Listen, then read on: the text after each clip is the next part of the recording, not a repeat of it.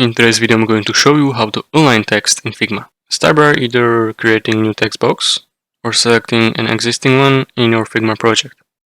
Text will be inside bounding box that you can adjust by clicking and dragging edges. By default, text is aligned to left.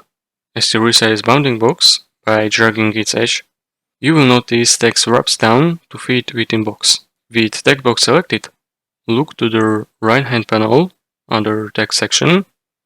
Default settings. Align left is default settings, which align text to the left edge of text box. Align center is center text within text box. And align right is align text to the right edge. For additional options, click on three dots next to alignment icon to expand type settings. And in the alignment section, you will find justify option.